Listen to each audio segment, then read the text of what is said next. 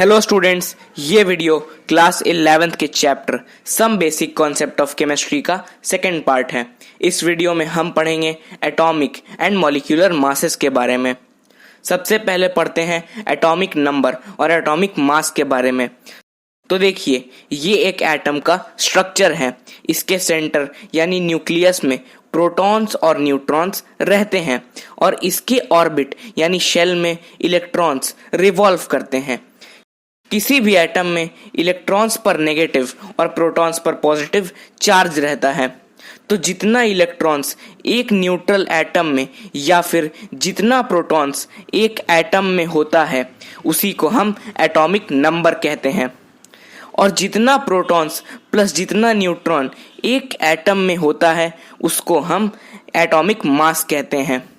तो atomic number का formula हो जाएगा atomic number is equal to number of protons is equal to number of electrons. और atomic mass का formula हो जाएगा atomic mass is equal to number of protons plus number of neutrons. अब देखिए, ये एटॉमिक नंबर और atomic mass का table है अलग अलग एलिमेंट्स का। इसको याद जरूर कर लीजिएगा। अब चलिए एक एग्जाम्पल देखिए। हम नियॉन गैस का number of protons, electrons, neutrons और मास नंबर निकालना है। तो नंबर ऑफ प्रोटॉन्स इक्वल होता है एटॉमिक नंबर के, इसीलिए ये 10 हो जाएगा।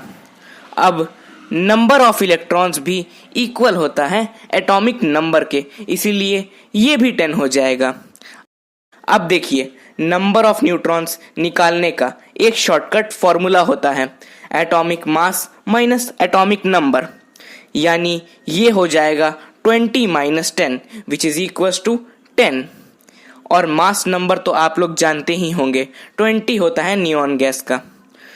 तो चलिए अब बात करते हैं रिप्रेजेंटेशंस ऑफ आयंस के बारे में। तो आयंस 2 टाइप्स के होते हैं, पॉजिटिव आयंस और नेगेटिव आयंस। अब ध्यान से सुनिए। पॉजिटिव आयंस तब होता है जब एलिमेंट इलेक्ट्रॉन्स लूज करता है, और नेगेटिव आयंस तब होता है जब एलिमेंट इलेक्ट्रॉन्स गेन करता है। इसको एक एग्जांपल से समझते हैं। देखिए, हमें नंबर ऑफ इलेक्ट्रॉन्स और प्रोटॉन्स निकालना है ऑक्सीजन -2 का। तो नंबर ऑफ इलेक्ट्रॉन्स ऑक्सीजन का होता है 8 और यहाँ पे 2 इलेक्ट्रॉन्स गेन कर रहा है, इसलिए +2 कर देंगे। तो ऑक्सीजन -2 का नंबर ऑफ इलेक्ट्रॉन्स हो जाएगा 10 और नंबर ऑफ प्रोटॉन्स 8 होगा, जैसा कि नॉर्मली होता है। तो चलिए अब बात करते हैं एवरेज एटॉमिक मास के बारे में। मान लीजिए कि किसी क्वेश्चन में 2 आइसोटोप्स का नेचुरल अबंडेंस दिया हुआ है, P1% और P2%, और उसका एटॉमिक मास दिया हुआ है M1 और M2। तो उसका एवरेज एटॉमिक मास हो जाएगा P1M1 प्लस P2M2 बाई 100, और यही इसका फॉर्मूला होता है। तो चलिए अब बात करते हैं मॉलिक्यूलर मास के बारे में। तो एक एटम के मास को हम एटॉमिक मास कहते हैं, जैसे कि atomic mass of neon is 20 AMU या फिर 20 U।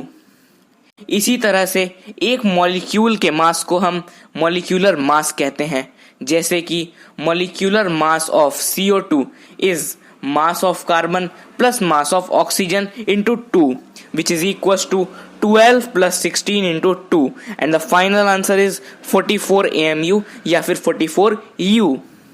तो इन एग्जाम्पल्स को देख के आप समझ सकते हैं कि नियॉन एक एटम है और CO2 एक मॉलिक्यूल है, क्योंकि ये 2 एटम से मिलके बना हुआ है, और मल्टीपल एटम से मिलकर बने हुए सब्सटेंस को हम मॉलिक्यूल्स कहते हैं। तो चलिए अब बात करते हैं फॉर्मूला मास के बारे में।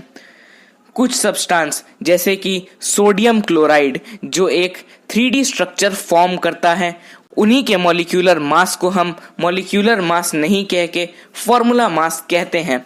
तो सोडियम क्लोराइड का फॉर्मूला मास वैसे ही निकालेंगे जैसे मॉलिक्यूलर मास निकालते थे। तो देखिए, formula mass of sodium chloride is equal to mass of sodium plus mass of chlorine which is equal to 23 plus 35.5 and our final answer is 58.5 AMU या फिर 58.5 U। तो स्टूडेंट्स, ये था केमिस्ट्री के chapter some basic concept of chemistry का second video. Next video में हम पढ़ेंगे mole concept and molar mass के बारे में। अगर आपको अभी भी कोई भी डाउट है तो नीचे कमेंट कीजिए, मैं उसका रिप्लाई ज़रूर दूंगा। Thank you for watching.